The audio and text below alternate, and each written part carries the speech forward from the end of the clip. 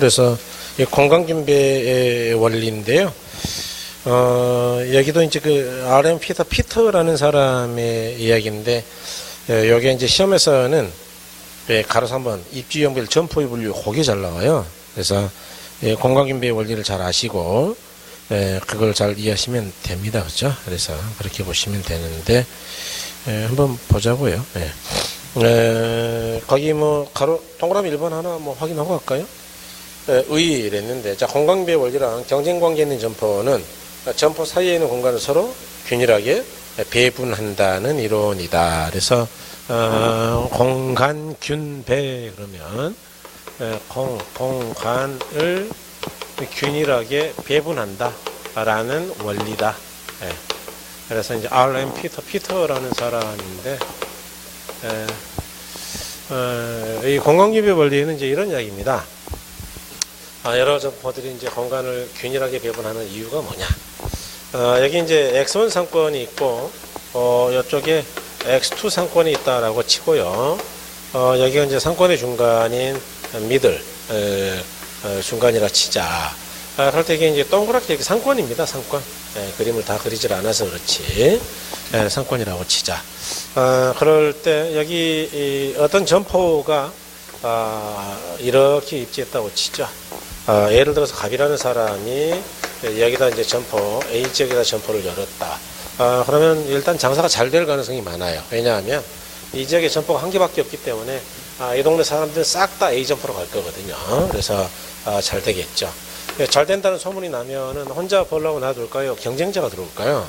경쟁자가 그렇죠. 그래서 을이라는 사람이 이 B 지역에다가 점포를 차릴 확률이 아주 높습니다. 왜냐하면은 이 A 점포를 차단하기 위해 상권을 차단하려고. 그러면 X1 쪽에서야 A로 가겠지만 이쪽 X2는 쭉 가다가 B를 지나쳐서 A로 가기는 조금 부담스러울 거예요. 왜냐하면 아는 처지고 그러니까 그렇다고요. B로 들어가 버린다고요. B로. 그럼 이제 갑이라는 사람은 점포가 좀 불리하다라고 생각하죠. 그래서 어떻게 하느냐? 열받으니까 A 지역을 포기해버리고 중간 근처로 가려고 그래요. 왜냐하면 B를 차단하려고. 그럼 이제 B도 불리하겠죠. B도 이쪽이야 오겠지만 이쪽에서는 다 A 다시 점포로 갈 거 아닙니까? 그러니까 열받으면 이제 을도 B 점포를 버려버리고 중간으로 가려고 그러겠죠. 이와 같이 하나의 상권을 놓고 두 점포가 다툰다면 결론적으로는 중간에 모두 입지할 가능성이 크다 그런 이야기예요. 그런데 이거는 어떨 때만 가능한 이야기냐? 아무 때나 그렇게 되는 건 아니고,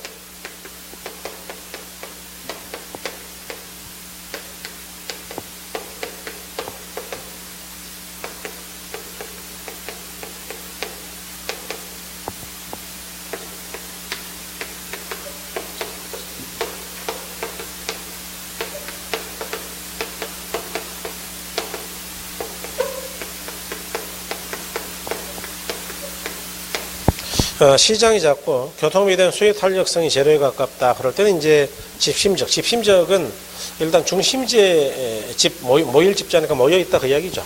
중심지 모이는 게 유리하다 그 이야기고, 시장이 크고 교통비에 수요된 탄력성이 0보다 크다면 분산 입지 나뉘어있다 그 이야기인데 뭔 말이냐? 예컨대 시장이 커요. 여기서 여기까지가 20km. 그럼 중간까지도 10km가 넘는다는 이야기니까 걸어서 갈 수 있을까요? 교통을 이용해야 될까요? 그럼 보세요. 예를 들어서 이쪽에 있는 사람이나 이쪽에 있는 사람이 이 중간까지 오는데 교통비가 많이 들어간다 치자고요. 교통비가 많이 들어요. 그러면은 굳이 여기까지 올까요? 안 올 수도 있을까요? 안 올 수도 있죠. 예를 들어 콩나물 하나 사야 되는데 1,500원짜리 왕복 버스비가 3,000원 들어간다. 그럼 콩나물 먹어야 되는 거예요? 그냥 안 먹고 마는 거예요. 그렇죠. 그러니까 소비량이 줄어들 거란 말이죠. 그래서 불리하게 된다. 그럼 어떻게 되냐? 갑과 을은 둘이 서로 협의를 해서 갑은 이 B 지역 어디에서 점포를 열라 그러고 을은 C 지역 어디에서 점포를 열라 그러죠. 그 이야기는 뭐냐? 공간을 치열하게 경쟁한다고요. 균일하게 나누려고 한다고요.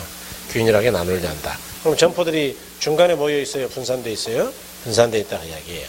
자, 그런데 위에처럼 시장이 작고 말이 좀 어려운데 교통비에 대한 수요의 탄력성이 제로에 가깝다면 굉장히 말이 어렵죠.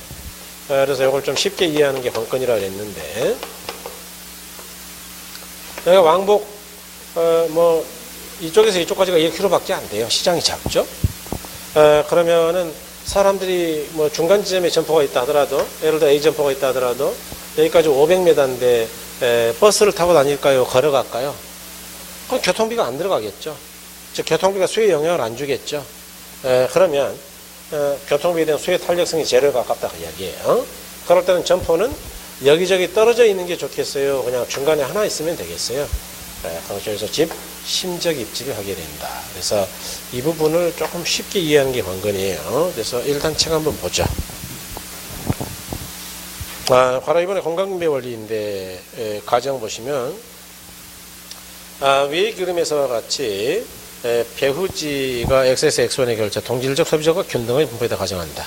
2번 을의 점포 입지에 영향을 했는데 갑이 먼저 A지점의 점포를 차렸고 나중에 을이 B지점의 점포를 차린다면 갑 소유의 A점포는 을 소유의 B점포로 인해 종점까지 가지고 있던 X1 쪽의 배후지가 차단되어 크게 분리하게 되므로 갑은 이를 만회하기 위해 B지점보다 M쪽, 즉 중간 쪽으로 점포를 옮기게 된다.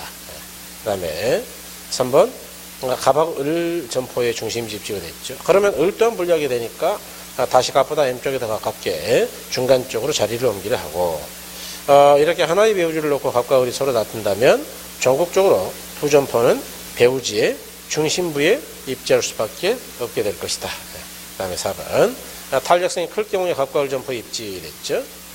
두 점포가 배후지 중심지에 입지하는 경우 수요의 교통비 탄력성이 제로인 경우에만 가능하고 수요의 교통비 탄력성이 큰 경우에는 갑과 을은 배후지 중심부에서 떨어져 각각 B하고 C 지점에 나뉘어 입지하는 게 유리하게 된다. 그러니까 양쪽으로 나뉜다 그 이야기죠. 네. 그럴 때 이제 그 두 번째 줄에 수요의 교통비 탄력성이 0인 경우에만 가능하고 수요의 교통비 탄력성이 크다면 그랬죠. 그게 말이 어렵다니까 그런 게. 아니 뭐 지금 탄력성도 힘들어 죽겠는데 뭐 이상한 탄력성이 나왔잖아요.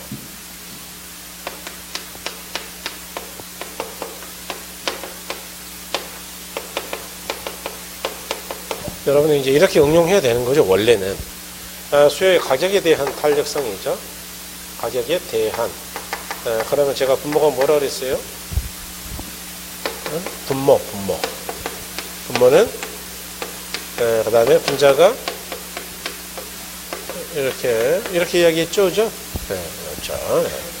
네. 확실히 복습은 안 하네, 그죠? 네. 수요의 교통비에 대한 탄력성. 네? 교통비에 대한 탄력성. 그러면 분모가 누가 될까요? 그렇죠. 이렇게 가야지 응용하려면 원래는 여러분이 이해하려면 이걸 읽고 이렇게 생각해야 되는 거예요. 그러니까 공부가 얼마나 돼야 되겠어요.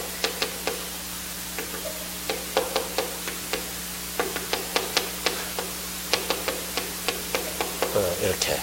그러면 교통비가 많이 들어갈 때 수요량이 확 줄었다 그러면 이건 탄력. 조금만 줄었다 그러면 탄력이 비탄력이요? 그러니까 보세요. 여기 아까 콩나물은 교통비가 몽땅 들어가면 수요가 확 준다니까. 그러니까 수요 교통비 탄력성이 커요. 그럼 중간에 있다고요? 막 떨어져 있다고요? 이해하셨어요? 원래는 이렇게 이야기하는 건데 네? 너무 어렵잖아요. 그러니까 어떻게 11월 달에 설명했냐? 이렇게. 여기서 여기까지 오는데 교통비가 많이 들어가면 교통비가 아까울 거 아니에요. 안 와. 안 오니까 중간에 다 있다고요? 떨어져 있어야 된다고요? 그렇게 하자. 여기는 작아갖고 교통비가 안 들어가. 네? 교통비가 안 들어가요. 없어. 그러면 양쪽에 있다고요? 그냥 가운데 있으면 된다고요? 그렇죠. 그렇게 해석을 하시라고요. 이렇게 가는 게 정확하지만 이렇게 가려면 힘드니까. 네. 5번에 탄력성과 점포 입지 영향을 했는데 이와 같이 공간분배 원리로 볼 때 점포 입지는 배후지가 좁고 수요의 교통비 탄력성이 작다. 즉 교통비가 안 들어갈 때는 배후지 중심부에 모이는 경향이 있고 배후지가 넓고 수요의 교통비는 크다. 즉 교통비가 많이 들어갈 때는 배후지 중심부에서 떨어져 가지고 분산하는 경향에 있다. 대략 대략 이제 뭐 그 요령을 아셨죠, 그죠? 네, 그다음에 이제 점포의 분류는 이러한 공간분배 원리를 응용해서 만들어낸 거죠. 그래서 한번 보자. 입중에 따른 점포의 분류하고 뒤에 가시면 이제 구매 관습, 상표의 종류에 따른 점포의 분류 해가지고 4개, 3개, 7개가 나올 거예요. 요거 시험에 잘 나온다 그랬죠. 집 힘성 점포라는 게 있고, 집 재성 점포라는 게 있어요. 그 다음에 산재성 점포라는 게 있고, 국부적 집중성 점포 이런 게 있죠. 그 다음에 상표 종류도 구매 컨셉에 따라서는 3가지가 있는데, 편의품점, 선매품점, 그렇죠, 전문품점, 이렇게 3가지가 있지요. 그래서 답 7개 가지고 이제 문제를 꽤 내는 편인데, 요거는 이제 의미하고 이해를 좀 기억하시면 좋겠다라고 말씀드렸네요. 그래서 첫 번째 이 집 심할 때 이 힘은 중심지란 이야기입니다. 이 중심지. 집은 모이는 거라 그랬죠. 그래서 중심지에 모여 있는 게 유리한 점포예요. 그래서 주로 어떤 것들이냐? 백화점, 고급 음식점 뭐 이런 것들 또는 도매점가 중심지에 많이 모여 있죠. 요 집은 모인다 그랬죠. 요건 있을 제자니까 모여 있으면 되는 거예요. 그러니까 동업종을 모여 있는 거 그러면 어떤 것들이 있느냐? 가구점 같은 것들은 마석 가구 단지 같은 데 모여 있죠. 그죠? 아니면은 공구상가에 모여 있어요, 요즘. 이런 행정타운이 많이 모이는 편이거든요. 행정타운. 그래서 행정타운에 가면은 막 시청부터 해가지고 뭐 경찰청, 소방서, 교육 뭐 다 모여 있어요. 행정타운 뭐 이런 것들. 그다음에 이제 산재성은 이산들 흩어질 산자거든요. 흩어져 있는 게 좋은 거예요. 그러니까 동업종의 점포가 모이면 안 되고 떨어져 있어야 된다. 그래서 이거는 여러분들이 알고 있는 거의 모든 점포가 이거예요. 소매점포. 예컨대 우리 아파트 단지 내 상가가 총 방이 25개다. 25개가 다 세탁소다. 그러면 장사가 될까요? 망해버릴까요? 망하죠. 그럼 당연히 망하죠. 그러니까 세탁소 1개, 2개나 있고 이렇게 같은 게 많이 있으면 안 된다. 그냥. 국부적 집중성 그러면 국부적이 좁은 지역이라 그랬죠.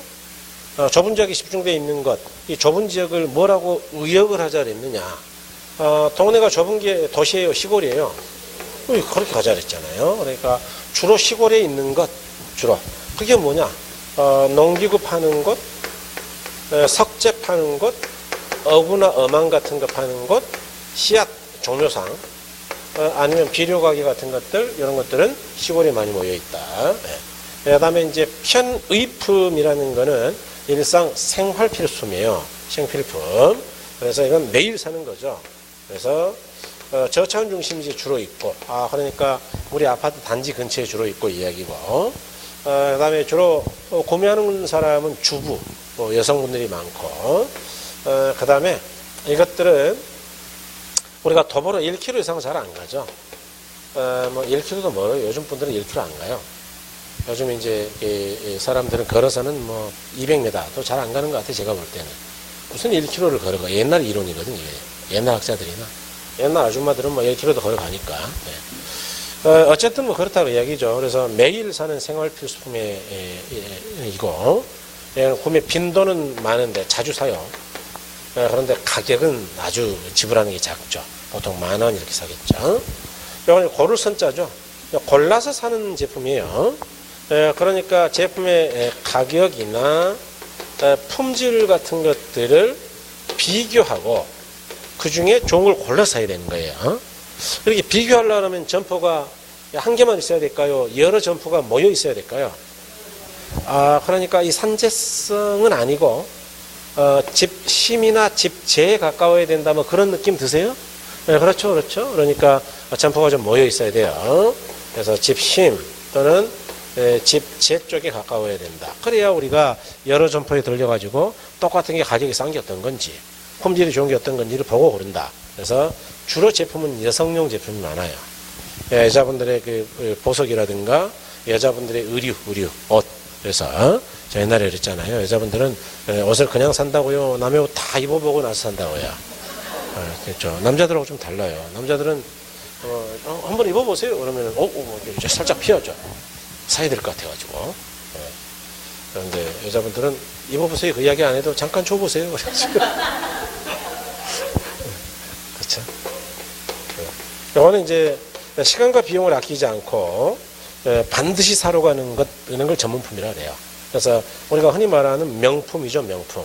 그래서 명품은 일단 내가 사고 싶은 간절한 욕망이 생기면 뭐 시간이 얼마가 걸리든 간에 거기를 반드시 찾아가는 것이고 아무리 비싸다 하더라도 뭐 갯돈을 부어서라도 가서 사는 거죠. 그러니까 이런 걸 전문품이라 한다. 그래서 우리 책에 유표품이라고 돼 있을 텐데 유표가 상표가 있다 그 이야기예요. 상표가 있는 거니까 브랜드가 없는 거 있는 거예요. 있다. 그러니까 요즘 말로 브랜드 이런 이야기예요. 그러니까 이제 옛날 학자들은 촌스럽게 유표 이렇게. 그쵸. 183쪽에 여러분 그 맨 밑에 집심성이죠. 앞에 이제 중심지에 입지에 유리한 명의점포 그랬죠. 그래서 거기 보니까 도매점, 백화점 뭐 그런 거 있죠. 그다음에 집재성이죠. 동일업종의 점포가 소란 것이 뭐 입지에 유리한 점포이다 그랬어요. 그래서 은행, 뭐 관공서, 뭐 가구점 이런 거 있네요. 그다음에 산재성은 동일업종의 점포가 서로 분산 입지에 유리한 거 그랬죠. 그래서 자파상, 이불점, 모자점, 양화점, 뭐 이런 거, 어물점, 모자점. 그다음에 가로 4번에 곡부적 집중성을 했는데 동일업종의 점포끼리 곡부적 중심지 입지에 유리한 유형의 점포이다 그랬죠. 그래서 동그라미 부분에 농기구, 석재, 뭐 철공소 뭐 등등등등등. 그다음에 가로 4번에 상품의 종류에 따라서 구매 관습에 따라서 편의품. 동그라미 1번 보니까 일상의 필수품 그랬죠. 이번에 주로 가정용 상품을 팔고 주부가 고객이고 구매 결정이 신속하고 가격은 싸다. 다음에 3번 보니까 뭐 1000m를 넘지 않는다. 이렇게. 다음에 두 번째가 선매품이죠. 동그라미 1번 보니까 선매품이란 고객이 상품의 가격, 스타일, 품질 등을 여러 상점과 비교하여 구매하는 것을 말하고 선매품점이란 그런 상품을 주로 판매하는 거 그랬어요. 다음에 4번 보니까 집심성이나 집재성 점포에 속하는 경우가 많고 가구나 부인용 의상이나 보석 같은 것들이 주로 해당된다. 다음에 옆에 이제 방가루 3번에 전문품이죠. 고객이 부산 매력을 찾으려 하며 구매를 한 노력을 아끼지 않는 유명 상표 상품을 갖춘 상점을 전문품점이라 한다. 이번에 가격 수준이 높으므로 구매 결정에 신중을 기한다 그랬어요. 그죠? 다음에 4번 보니까 고급 의상, 고급 시계 뭐 이런 것들이다. 그래서 잘 아시죠? 남자분들은 또 시계에 대한 애착이 굉장히 강하고 여자분들은 이제 백에 대한 애착이 강하고 그렇죠. 다들 뭐 비슷해요. 또 남자분들은 차 막 좋은 차 있으면 넋을 놓고 예쁜 여자가 지나가면 잠깐 보다가 말아요. 어차피 뭐 나랑 관계 없으니까. 근데 그 멋진 차가 지나가면 막 따라가. 빵 하고 그냥. 그래서 저도 자동차에 관심이 많은데 뭐 차는 뭐 항상 경제적인 걸로 타고 다니죠. 연비 좋은 걸로. 제 꿈이 연비 더럽게 나쁜 차 한번 끄는 거. 리터당 한 3km 달리는 거. 언젠가 한번 사긴 살 건데 허머 이런 거 안 되죠. 근데 그건 좋은 차는 아닌데 탱크 같아서. 우리나라는 달릴 데가 없어가지고 또. 그 다음에 이제 186쪽에 4번은 매장용 부동산 부지 산정을 했잖아요. 그래서 여러분 여기에는 이제 뭐 산정 단계 앞쪽은 전혀 의미 없어요. 없고요. 넘어가셔가지고 188쪽에 가로 3번에 산정된 입지 가능 부지의 분석 방법 뭐 그랬거든요. 그래서 이제 동그라미 1번에 가능 매상고에 추계했는데 이런 거는 조금 시험에서 의미가 있어요. 그래서 이걸 중심으로 봐야 되는데 우리가 이제 뭔 말이냐 하면은 근데 피자집을 하나를 열어보자. 그럴 때 이 매장용 부지라는 게 그냥 산정돼서 될 일이냐? 그렇지는 않은 것 같죠. 예를 들어서 이제 뭐 시간이 없으니까 이렇게 그림을 상세하게는 이제 못 그리지만 여기 그냥 도로라 생각할게요. 뭐 이렇게 두 줄을 그리려니까 너무 힘들어요. 시간도 없고. 그래서 이렇게 쭉 있다. 그럴 때 여기가 이제 이마트다. 이마트. 여기가 학원이 있는 거죠. 그죠? 대충 감 잡으셨죠? 여기가 이제 평내 여기 있을 것이고. 그래, 아무튼 뭐 그러다 쳐요. 한 개 더 그어진 것 같기도 하고 막 그런데. 그런데 이제 피자집 할 때 이걸 여기다 해야 되는 거냐? 여기다 해야 되는 거냐? 여기다 해야 되는 거냐? 여기다 해야 되는 거냐? 여기다 할 거냐? 그도 아니면은 동사무소가 저쪽 어디에 있더만요. 뭐 동사무소인가 뭔가 아무튼 관공서 같은 게 뭐 아무튼 이 안에 아파트 단지에 있더라고요. 여기다 해야 되는 거냐? 뭐 이렇게 점포의 입지를 결정할 때 이제 어디로 할 건지가 굉장히 중요하잖아요. 그럴 때 어떻게 할 거냐 그 이야기인데, 그럴 때는 이제 우리가 보통은 가능 매상고를 계산한다 그 이야기예요. 내가 여기다 점포를 입자면 얼마나 매출액이 가능할까 이런 거죠. 그래서 가능 매상고를 추계해서 어지간하면 매출액이 작을 걸로 예상되는 데다 점포를 입지하겠어요? 이 중에서 제일 큰 데로 가겠어요? 그러겠죠. 그래서 가능을 추계하는 거예요. 그렇게 생각해 보시고, 이럴 때 가능매상고를 계산하는 방법에는 첫 번째는 비율법이라는 게 있고, 그다음에 두 번째는 유추법이라는 게 있고요. 유추법. 그다음에 세 번째는 중량모형이라는 게 있어요. 그다음에 네 번째는 회기 분석 모형이라는 게 있다. 그래서 이제 이런 걸 우리가 흔히 비유, 중회 이렇게 이제 줄여서 외우기도 하는데, 일단 네 가지 이름 자체를 기억하는 거는 상당히 의미가 있어요. 그래서 앞글자 딴 거니까 나중에 뭐 외우는 거는 또 이제 같이 연습하자고요. 그럴 때 이제 시험에서 가장 많이 나왔던 거는 또 비율법입니다. 그래서 이 비율법에 대한 정확한 이해가 좀 돼줘야 되는데, 예컨대 비율법은 어떻게 하겠다는 거냐? 일단은 제일 먼저 가능 거래 번역이라는 거를 획정을 하고, 획정.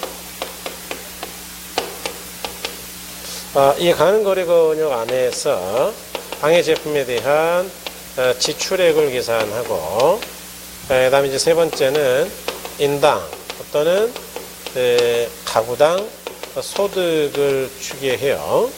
그런 다음에 지출 비율이라는 걸 알아내면 이제 거의 끝난 거죠. 뭔 말이냐? 이런 이야기입니다.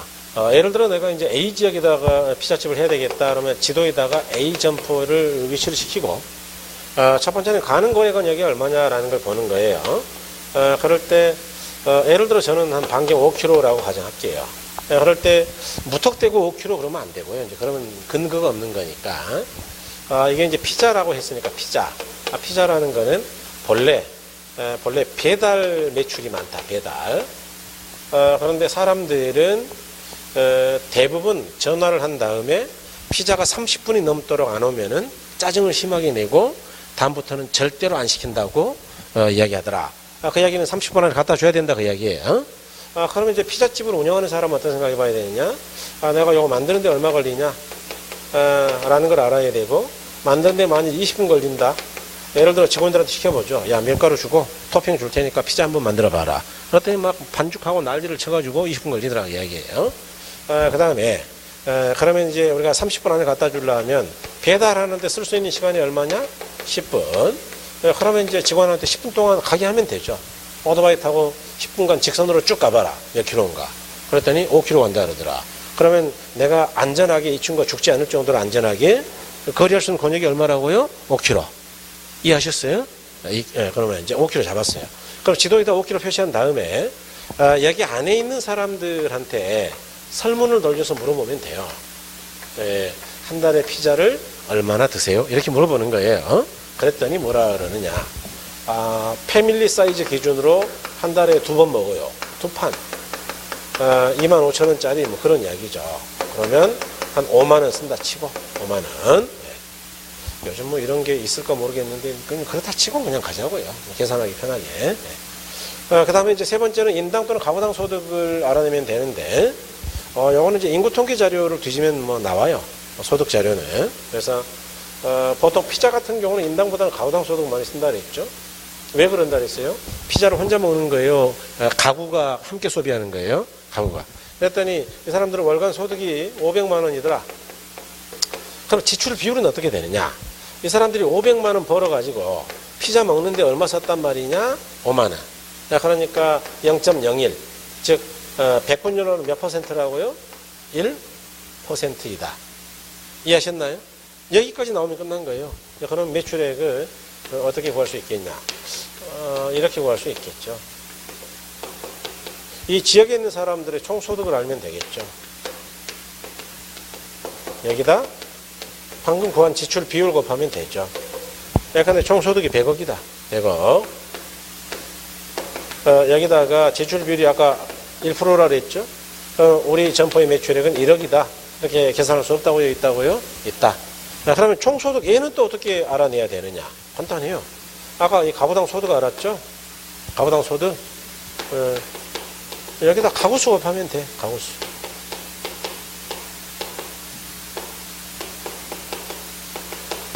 예컨대 이 안에 가구수가 몇 가구냐? 2천 가구다. 가구당 소득이 500만 원이다.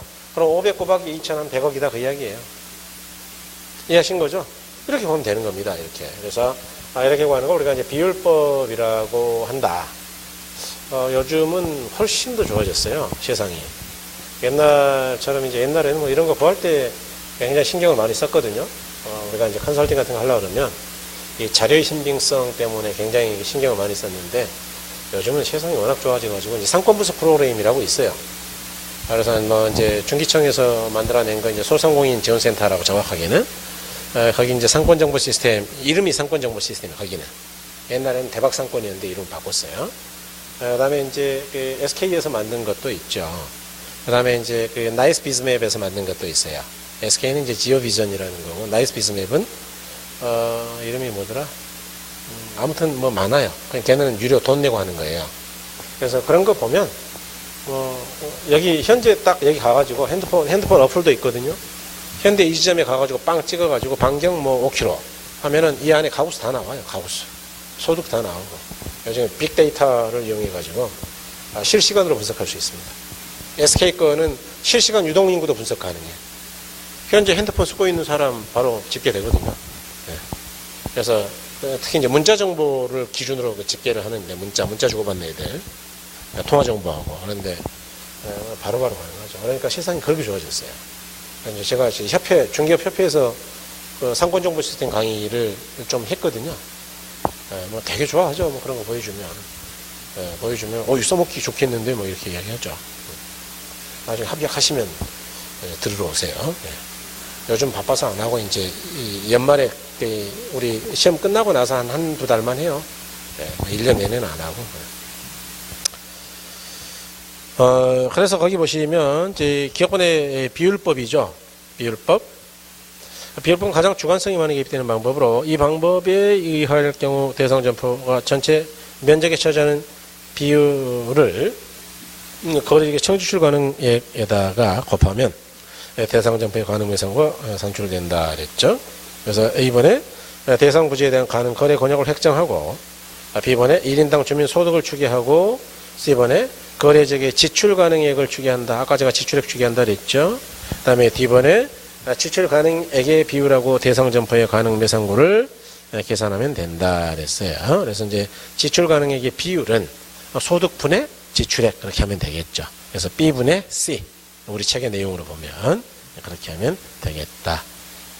그 다음에 이제 니은말의 유추법인데 유추법은 다른 말로 유사상전법이다라고도 하고요. 이걸 이제 감정평가 쪽에서 이제 거래사례 비교라고 하는데 이게 비교 방식이에요, 이게. 비교해서 하는 건데. 우리 책은 이제 굉장히 전문적으로 써놨죠.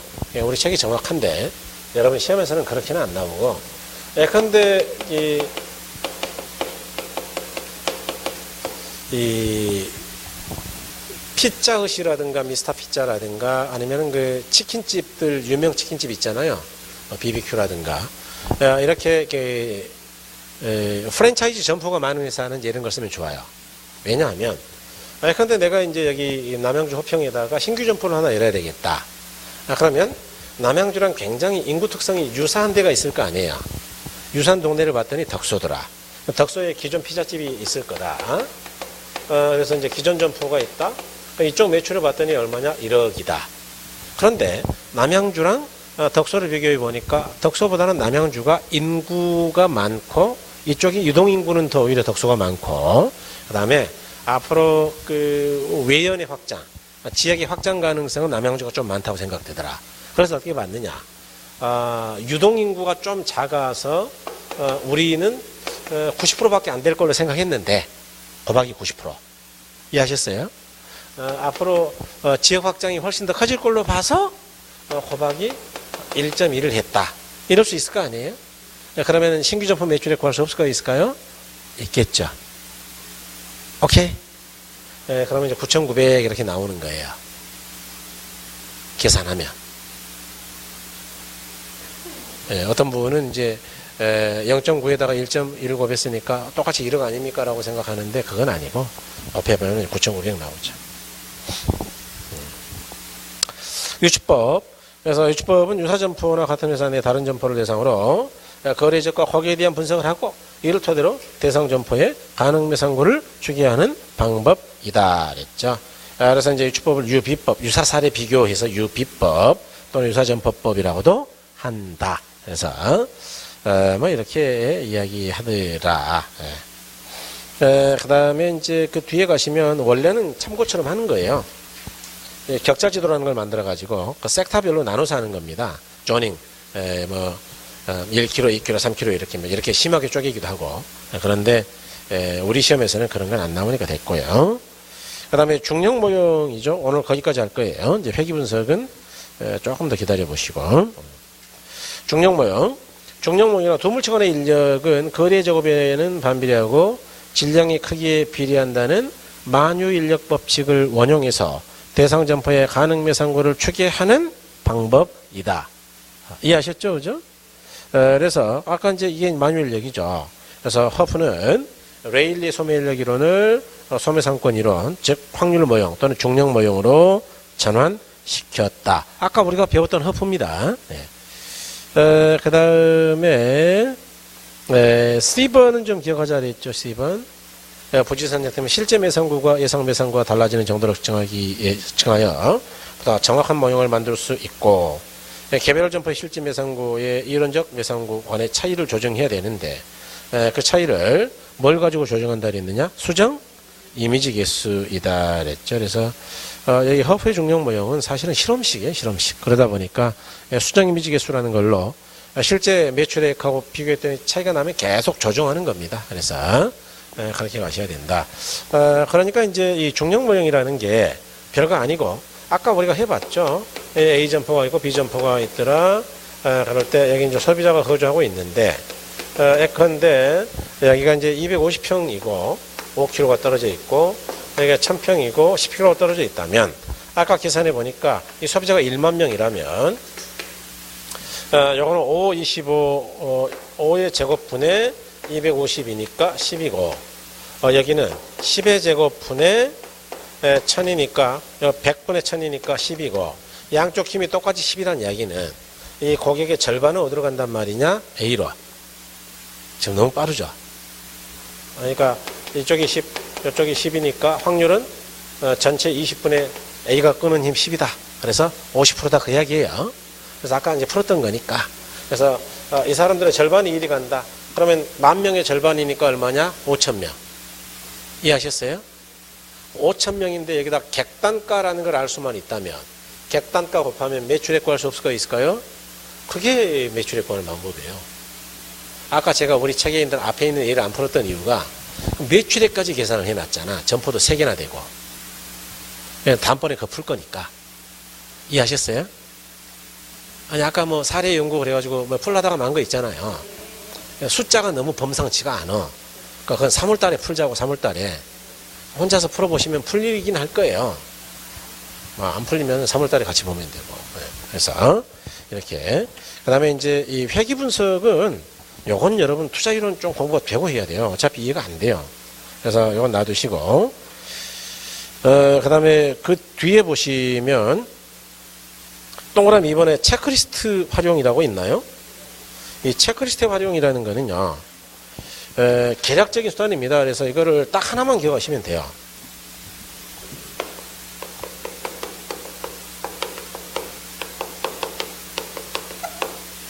이제 규모가 작은 회사들이 이런 걸 많이 쓰는데 이것도 뭐 나쁘진 않습니다. 사실은 이거 체크리스트를 잘 만들면 여러분 그 체크리스트 그러면은 느낌이 바로 오시는 분들도 계시고 안 올 수도 있는데 백화점 같은 데 가면 화장실에서 한번 잘 보면 화장실의 관리 상태가 그래가지고 뭐 OX, OX 뭐 그런 거 있잖아요.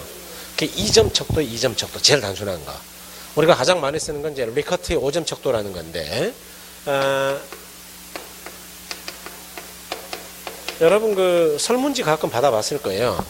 예컨대 좋습니까? 그럴 때 보통이면 3점, 아주 좋으면 5점, 대충 좋으면 4점, 아주 싫으면 1점, 뭐 그럭저럭이면 2점. 이해하셨나요?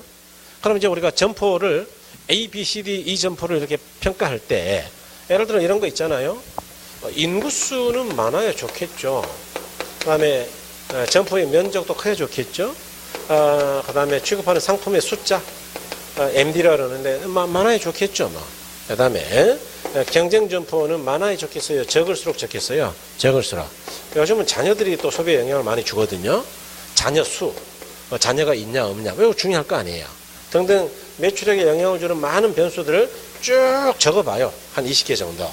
그런 다음에 A 점포 가가지고 A 점포 이 리스트 들고 가서 여기 가가지고 쳐다보면서 A 점포는 뭐 인구 뭐 보통이네. 면적 점포 면적 굉장히 큰데 상품의 숫자 많네 상당히. 경쟁 점포의 숫자 많네. 많으니까 안 좋은 쪽이죠 이거는. 그 다음에 자녀의 수 이 동네는 뭐 한 명밖에 안 되네. 그래서 별로 안 좋다. 그럼 점수 더해보죠. 3 더하기 5는 8, 5 더하기 4는 9, 8 더하기 4는 12, 12 더하기 2점이에요. 14, 그 다음에 16. 이렇게 총점 더할 수 없을까 있을까요? 그래서 20개 다를 총점을 계산해요. 합계점 수를.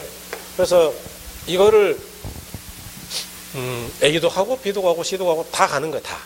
다 가가지고 점수가 낮은 쪽이 좋겠어요? 높은 쪽이 좋겠어요? 그렇게 고르는 걸 체크리스트법이라고 해요. 이해하셨나요? 그러니까 체크리스트법이 장점도 있죠. 이건 한 가지만 따져본다 그랬어요. 한 20가지를 따진다 그랬어요. 그렇죠. 물론 정확하진 않습니다. 아마 이렇게 계산을 한 적은 없으니까. 그런데 20가지 정도를 다양하게 따질 수 있다는 좋은 점이 있죠. 그래서 주로 어디다 많이 쓰느냐 그러면 사전적, 예비적 분석할 때 많이 써요.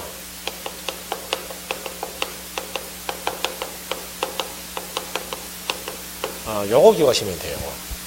시험에서는 요거밖에 안 나오니까. 그래서 거기는 기억번 보니까 체크리스트는 어떤 대안 부지를 간편하게 평가하는 방법으로 사용한다. 규모가 작은 회사들은 흔히 체크리스트를 사용해 대안 부지를 평가하거나 규모가 큰 회사들은 하나 유추법, 중량모, 회계분석 모형 등으로 예상 매상고를 추계하고 이에 대한 예비적 검토 수단으로 체크리스트를 사용한다.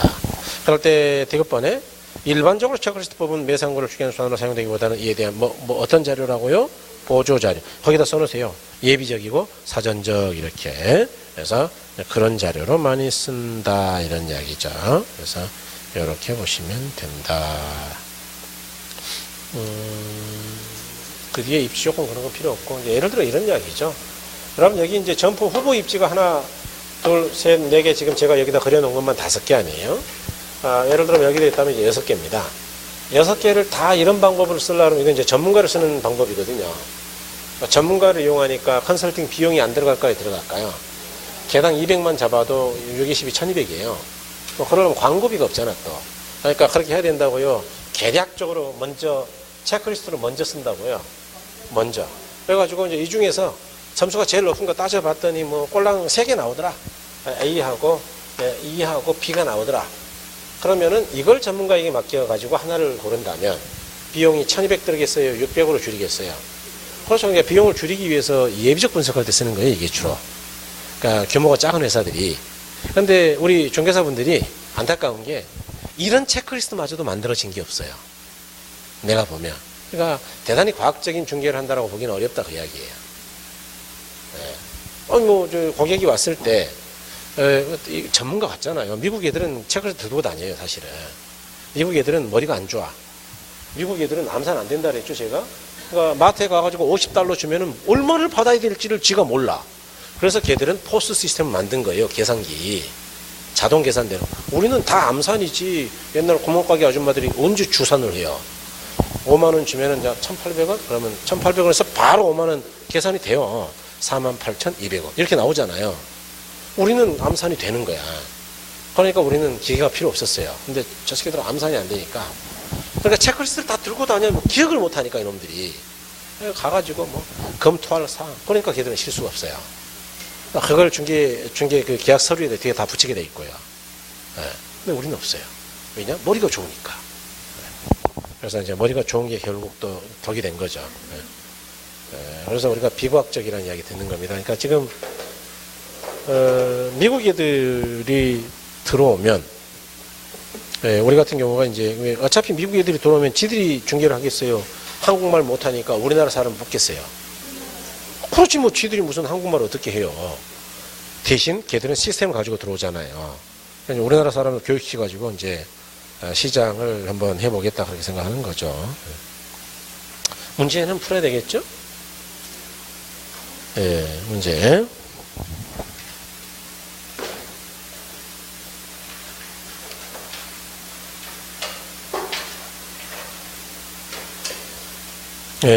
저 문제집은 여러분 16쪽인데요. 16쪽. 홀수는 풀었으니까, 자, 이제 16쪽. 자, 2번 봅니다. 자, 부동산 시장에 대한 삼령 중 옳지 아니한 거 그랬죠. 그래서 1번 보니까 자, 부동산 시장은 수요 공급이 조절이 쉽지 않아 단기적으로 가격 왜곡이 발생할 가능성이 많다. 수급 조절이 안 된다 그랬죠.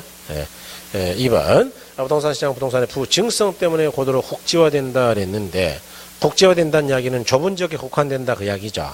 그러니까 부증성이 아니고 부동성 때문에 똑같은 32평이어도 움직이지 못하니까 지역마다 가격이 달라져서 같은 시장이요 국지적이요 국지적 이렇게. 그 다음에 이제 3번에 유사한 부동산에 대한 부분 시장별로 서로 다른 가격이 형성되는 시장의 분화 현상이 발생한다 그렇죠. 그래서 이제 국지적이 된다 그랬고, 4번에 지리적인 고정성, 내구성, 개별성 등 부동산의 여러 특성으로 인해서 부동산 시장은 완전하다고요, 불완전하다고요, 불완전하고. 5번에 부동산에 대한 법적 제한도 시장을 불완전하게 만드는 요인이 될 수 있다. 좋아요. 그 다음에 4번 보시면 부동산 시장의 특성에 대한 다음 설명 중 틀린 거 그랬는데, 국지화 후는 지역화되는 경향이 있다. 국지적 시장이란 이야기고. 2번 재화의 특성에 따라 분화되는 경향이 강하다. 그렇죠. 그러니까 재화의 특성에 따라 예컨대 용도나 기능이 달라지면 같은 시장이요 다른 시장이요 다른 시장 나눌 수 있다 그랬죠.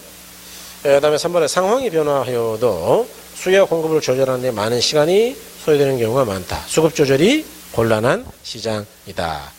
그 다음에 4번에 거래와 관련된 정보가 공개되지 않거나 불안전한 경우가 많다.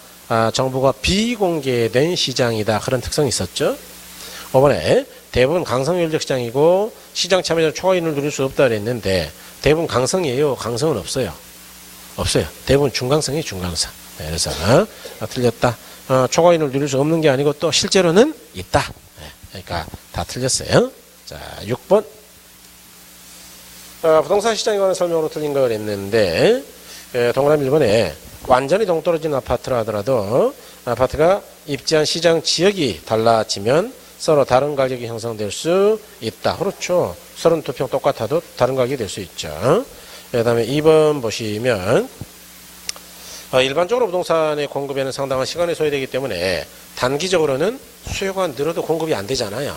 그러니까 가격이 왜곡돼요. 그죠?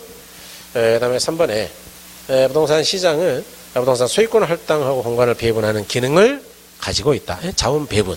그 다음에 4번에 시장 경제 활동별 지대 지불 능력에 따라 토지의 유형이 결정하는 기능을 한다. 아까 지방농업은 지대를 많이 지불할 수 있으니까 중심지에 입지하고 주방농업은 밖으로 간다 그랬죠. 그런 이야기예요. 조금 아직은 어렵죠. 5번에 부동산 시장 국지성으로 인해서 동일한 가격이 그러면 안 되죠. 지역별로 가격이 달라지죠. 그래서 틀렸고요. 그 다음에 이제 2절의 효율적 시장도 2번 보시면 새로운 정보가 어떻게 시장에 반영되는가에 대한 효율적 시장 이론에서 공표된 정보나 공표된 정보가 과거하고 현재 정보예요. 공표됐잖아, 그게 두 개가. 공표되지 않은 정보, 그러면 미래 정보죠. 어떤 정보든 이미 시장 가치에 반영되고 있어. 어떤 투자자라도 정상 이윤 이상의 이윤을 획득할 수 없는 시장. 그게 뭔데요? 강성. 그렇죠. 쉽죠. 이런 게 쉬운 문제예요. 그 다음에 4번. 자, 부동산 시장과 효율적 시장 이론에 대한 설명으로 틀린 걸 했는데, 효율적 시장은 본질적으로 제품의 동질성과 상호간의 대체성이 있는 시장이다. 그랬죠. 말이 좀 어려운데, 옳은 이야기입니다. 일단 효율적이라는 이야기는 동질적이고 상호 대체가 되는 시장을 가지고 따지는 거예요. 아직은 어렵고. 자, 2번. 중강성 효율적 시장에서는 기술적 분석으로 초과이윤을 얻을 수가 없다. 그랬는데, 중강성 분석에서는 기본적 분석 가지고도 초과 수익이 안 되죠. 그러니까 과거 정보인 기술적 분석으로는 더더욱 초과 수익이 없죠. 네, 좋아요. 그 다음에 3번. 강성 효율적 시장에서는 누구든지 어떤 정보로도 초과이윤을 얻을 수가 없다. 네. 좋죠. 4번. 자, 부동산 시장은 여러 가지 불안전한 요소가 많으므로 할당 효율적 시장이 될 수가 없다가 아니고 있어요. 불안전한 시장도 때로는 할당 효율적이 될 수가 있지요. 그래서 틀렸어요. 5번에 부동산 증권화 및 실거래가 신고제도 등으로 우리나라 부동산 시장의 효율성이 점차 증대되고 있다고 평가할 수가 있다. 왜냐하면 정보가 계속 공개되고 있거든요. 그러니까 효율성이 낮아질까요? 높아질까요? 높아지죠. 네, 그런 이야기입니다. 5번 됐고, 자, 넘어가서 예과 과정이죠. 예과 과정은 이렇게 보시면 되겠죠. 동그라미 1번에 자, 주택시장과 예과 과정에 대한 설명으로 가장 적절하지 않은 걸 했는 동그라미 1번 했죠. 2번. 바쁜데 2번. 주택 예과 과정에 대한 설명 중 가장 적절하지 않은 걸 그랬죠. 그래서 동그라미 1번에 주택 순환 과정이라고도 불리운다. 자, 좋아요. 주택의 실적 변화하고 가구의 이동 관계를 설명한다. 그렇죠. 특히 이제 이동에 대한 설명이 많았죠. 3번에 소득 증가로 저가주택의 수요가 감소하면 하향 여과 과정이 나타난다 그랬는데 아까 상향 여과라 그랬죠. 그래서 이건 좀 어려워요 아직은. 근데 아까 이제 요 문제 때문에 설명을 한 건데 실은. 3번 틀렸고 4번 안정적 주택시장에서는 주택 여과 효과가 긍정적으로 작동하면 주거의질을 개선하는 효과가 발생한다. 일반적으로 주거의질이 좋아집니다. 왜냐하면 옛날보다는 좋은 집으로 이사 가거든요.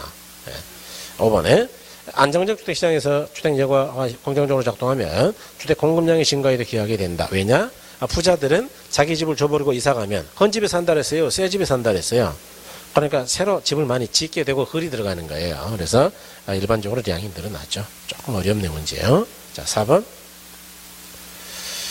주택 여과 과정 이론과 주거분리에 대한 설명으로 틀린 거 그랬는데 동그라미 1번에 자, 주택의 상향 여과는 상위 소득계층이 사용하던 기존 주택이 하위 소득계층의 사용으로 전환되는 거 그랬는데 반대죠, 반대.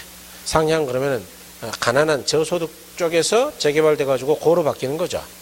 요거는 이제 하향 여과 설명이에요, 그죠? 1번이 답이고. 2번에 자, 주거분리는 도시 전체뿐만 아니라 지리적 인접한 근린 지역에서도 발생할 수 있고 아까 읽어봤고요. 3번에 주거분리는 도시 내에서 소득계층이 분화되어 거주하는 현상, 그게 주거분리죠. 4번에 침입과 천의 현상으로 인해 주거입지의 변화를 가져올 수 있다. 그렇죠. 그게 여과 과정이었죠. 5번에 공가 등의 발생이 여과 과정의 중요한 구성 요소 중에 하나이다. 그렇죠. 공가가 있으니까 저소득층이 밀고 들어가는 거예요. 침입. 그래서 옳은 이야기다. 다음에 이제 지대. 다음은 지대 및 집가 이론에 대한 기술이 다 적절치 아니한 거랬는데 동그라미 1번에 지대론에 대한 논쟁은 지대가 토지로부터 생산된 재화의 가격에 영향을 주는 생산비냐, 즉 비용이냐 아니냐가 핵심을 갖고 있다. 아직은 안 했습니다만 옳은 이야기입니다. 고전학파는 지대는 생산비가 아니라고 봤고 고전학파의 반대인 신고전학파는 생산비로 봤거든요. 그래서 그건 아직은 설명 안 됐어요. 2번에 고전학파는 토지를 자본과 구별하지 않았고 토지의 자연적 특성을 강조하고 지대는 불로소득으로 간주했다 그랬는데 구별하지 잠깐만요. 자, 고전학파는 토지를 자본과 구별하지 않았고 그랬는데 엄격하게 구별을 했어요.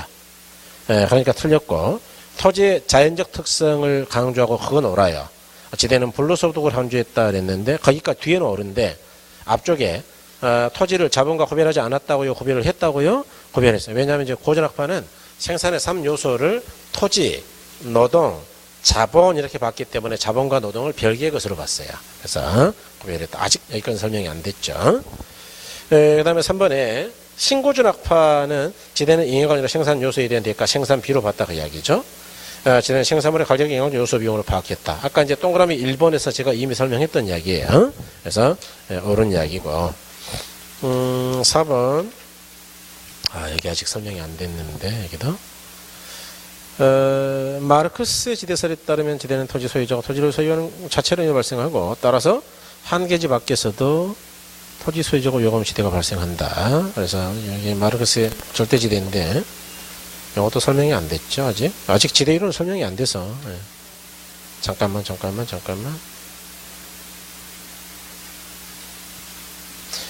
지금 지대 아직 안 갔다 우리 안 갔죠? 그러니까 이상하다 그랬네. 네. 왜냐면 오늘 설명을 지대 이론 하려고 지금 계획을 하고 있었거든요. 근데 안 가서 자 지대는 아직 설명 안 했으니까 나중에 풀게요. 왜냐하면 지금 전혀 못 알아들어 이거 설명 들어도 힘든데. 도시공간구조는 3월달에 하기로 했으니까 됐고 저번에 문제 풀었어요. 그 다음에 5절로 넘어가시면 입지이론이죠. 입지이론. 그래서 입지이론은 몇 개 안 되니까 풀어버리죠. 야간 때문에 조금 신경 쓰이는데 풀죠. 자 2번 입지이론 2번 부동산 입지에 관한 설명으로 틀린 거 그랬는데 동그라미 1번의 회귀 모형은 특정 부지의 소매점포에 성과 영향을 미치는 인자들을 결정하기 위해 사용될 수 있는 접근법 중 하나이다 그랬는데 회귀 분석은 공부 아직 안 한 겁니다. 그래서 놔두시고 2번 도심적인 건물들이 고층화되는 것은 토지에 대한 자본의 대체성이 낮아서가 아니고 높아서인데 이것도 대체성에 대한 이야기는 아직 안 돼 있으니까 됐고 2번이 틀렸어요 일단. 근데 이제 3번은 아셔야 돼요. 레일리 소밀력 법칙에 따르면 두 개 도시의 상거래 흡인력은 두 도시의 인구에는 비례하고 분기점으로 거리의 제곱에는 비례 반비례요? 반비례. 시험 잘 나오죠 그런 거. 4번 허페 상권 분석 모형에 따르면 소비자가 특정 점포를 이용할 확률은 경쟁 점포의 숫자가 많으면 확률이 낮아져. 점포와 거리가 멀면 안 돼 가까워야지. 점포의 면적이 커야지요. 그래야 확률이 높아지겠죠. 그 다음에 5번에 배보의 최소 비용률로는 다른 생산 조건을 동일하다면 수송비는 원료 제품의 무게, 원료나 제품이 수송되는 거리에 따라서 결정된다. 이 1월달, 11, 12월 달에 했던 이야기죠. 아직 오늘은 거기까지 못 갔어요. 그래서 옳은 이야기다. 답은 2번이고. 그 다음에 여러분 4번 보죠. 4번.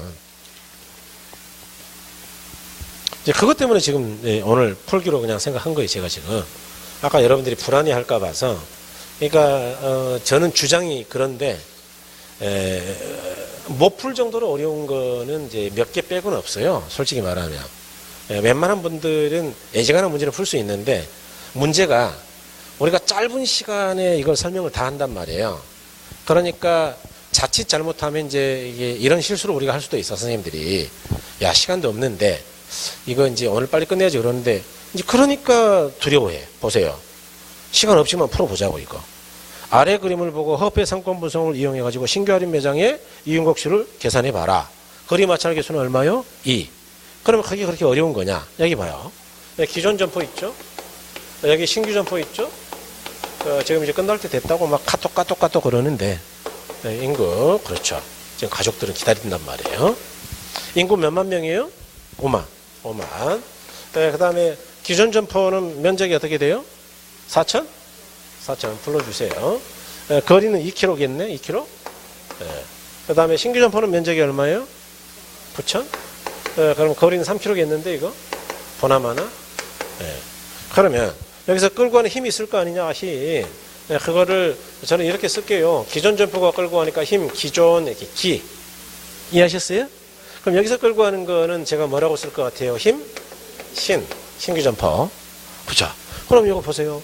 요거는 매장 면적에는 비례하니까 4천에는 비례하고 거리의 제곱에는 반비례. 왜? 마찰 개수가 2니까. 그 다음에 여기 매장 면적 9,000회는 비례하고 거리의 제곱 3의 제곱에는 반비례 그 이야기죠. 그러면 2는 4로 나눠버리면 여기 얼마냐? 1000. 여기는 3, 3, 9로 나눠버리면 얼마냐? 1000. 그러면 이 점포 신규 점포로 갈 확률인가 이거? 신규죠? 네. 그럼 여기로 갈 확률 한번 구해볼게요. 전체 힘은 A가 끌고 가는 힘 1000하고 B가 끌고 가는 힘 1000. 2000분의 이쪽 신규가 끌고 가는 힘은 얼마였냐? 1000. 2000분의 1000이라는 이야기가 몇 프로가 되느냐? 50%. 그래서 5만에 50%니까 2만 5천 명이 신규 점포로 간다. 그럴 수 없을까요? 있을까요? 그게 답이에요. 그 숫자는 계산은요. 계산했더니 그 숫자가 있으면 그건 보나마나 무조건 답이야 그게. 계산까지 했는데 뭐 찍은 것도 아니고 이해하셨어요? 그 계산 문제는 답이 명확하단 말이에요. 그래서 4번 풀었고 5번은 뭐 나중에 풀기를 하고 6번 상권 분석 방법에 대한 담성을 틀린 거 그랬죠. 동그라미 1번의 크리스탈레이 중심지로는 유사한 상품을 취급하는 점포들이 서로 도심에 인접해 있는 경우를 잘 설명해 준다 그랬는데 이게 도심을 잘 설명하는 건 크리스탈레이가 아니고 허프입니다. 허프. 이번에 컨버스의 분기점 모형은 두 도시 간의 구매 영향력이 같은 분기점의 위치를 구하는 방법을 제시한다. 이거 안 한 게 맞네 아직. 맞아요. 일단 읽었으니까. 3번의 중력 모형은 중심지 형성 과정에서 중심지 간의 상호작용에 더 중점을 두고 있다. 즉 소비자의 행동에 더 중점을 두고 있다 그 이야기인데 허프의 모형은 옳은 이야기죠. 4번은 알겠네. 4번. CST 기법은 상권의 규모뿐만 아니라 고객의 특성 파악이나 판매 촉진 전략 수립에 도움이 될 수 없다고 있다고요? 있다. CST는 딱 이 질문 한 개 나왔죠. 지금까지 평생 딱 요거 하나 나왔어요. 요거만 알면 돼. 5번 허브의 확률 모형으로 한 지역에서 각 상점의 시장 점유율을 간편하게 추계할 수 없다고 있다고요? 있다. 이런 이야기죠. 그래서 이런 이야기다. 그 다음에 8번은 아직 공부 안 했는데 그래도 풀 수 있을 것 같은데 다음과 같은 특징을 가진 기업이 입지할 도시를 선정하려고 한다. 어떤 입지 유형의 도시가 적당하냐? 기업권의 원료의 무게와 부피에 비해서 제품의 무게와 부피가 크다. 그럼 제품을 운반하는데 돈 많이 든다 그 이야기죠. 그러면 제품을 운반 안 해야 되니까 시장에서 뭘 해야 되겠어요? 가까워야 되겠어요? 가까워야죠. 그래서 시장 장애이고 그렇죠. 이번에 기술 연관성에 놓고 기술, 정보, 시설, 원료 이런 걸 공동 이용을 통해서 비용을 줄이는 게 좋다. 그러면 모여 있어야 되겠죠.